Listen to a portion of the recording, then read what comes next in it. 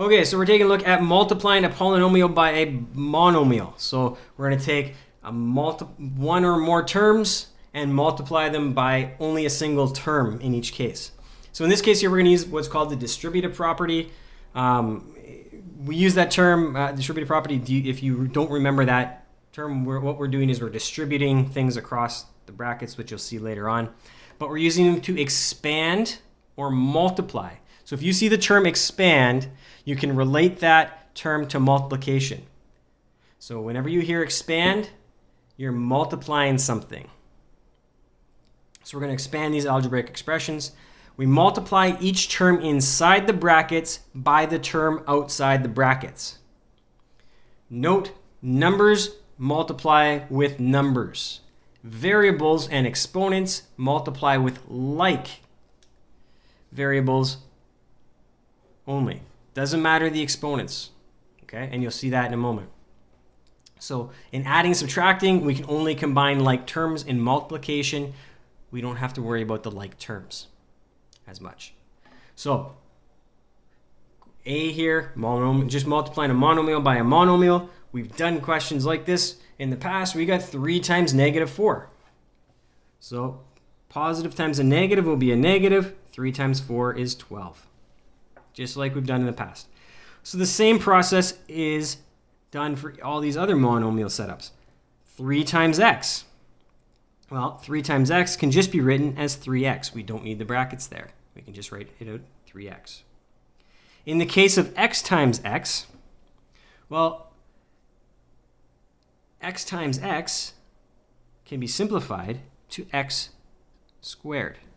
Recall that x squared means x times x. Just like if you recall back, if we had 3 to the power of 2, that means 3 times 3. Or if we had 4 to the power of 5, that means 4 times itself 5 times. So when we have x times x, we can write it as x squared. Now in the next case here, we have x squared times x to the power of 3. So if we think about this, what we have is x times x, that's our x squared, so note that, I'll underline that one in red, times x to the power of 3, x times x times x. I'll highlight that blue. So there's our x squared, there's our x to the 3.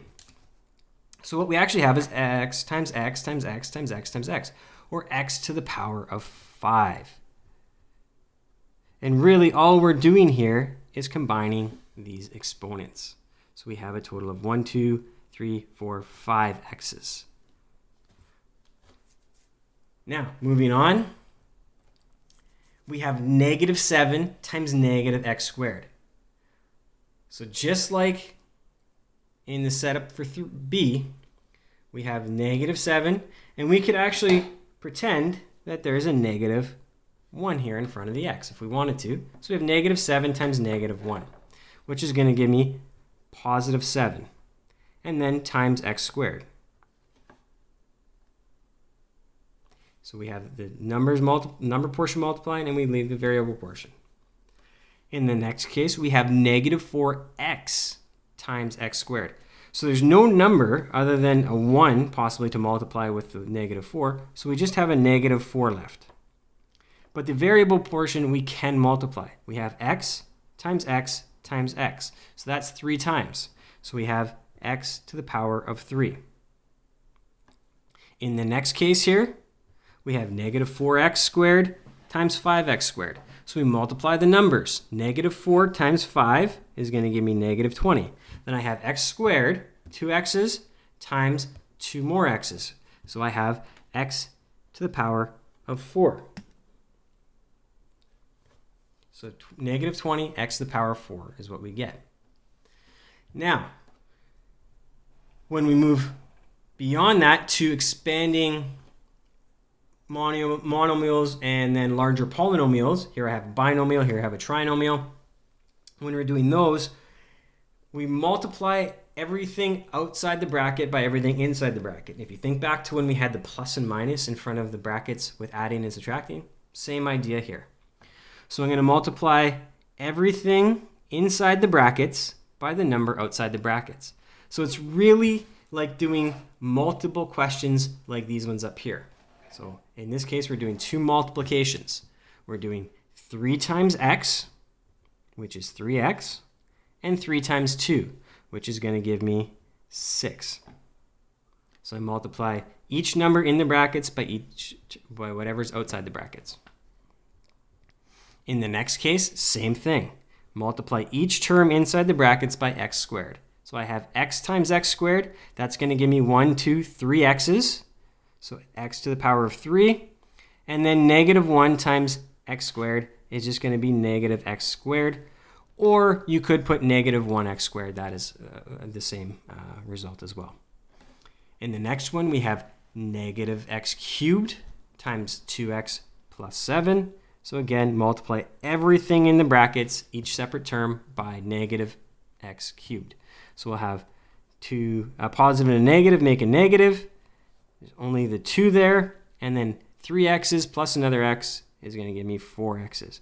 And it's probably a misnomer to say plus another x. It's 3 x's times another x. So x times x times x times x. So it's 4 x's being multiplied together. And the last part there, we're going to get negative 7x cubed.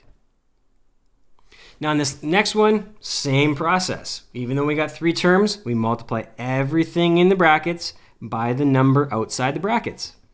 So we have 4x cubed times 2x squared. 4 times 2 is 8. And then I have 1, 2, 3, 4, 5 x's being multiplied together. So I have x to the power of 5. In the next case, I just have an x. So the 4 stays there. And I have 3 x's multiplied together times another x. So that's a total of 4 x's being multiplied together. So x to the power of 4. And then finally, I just got a number at the end. So 4 times negative 7, it's going to give me negative 28. And then the x to the power of 3 just gets slapped in there at the end. And I believe that's it. That is it for this one. So that is multiplying monomials and polynomials. And there's some questions there you can practice in from the textbooks section that I'll assign on the website.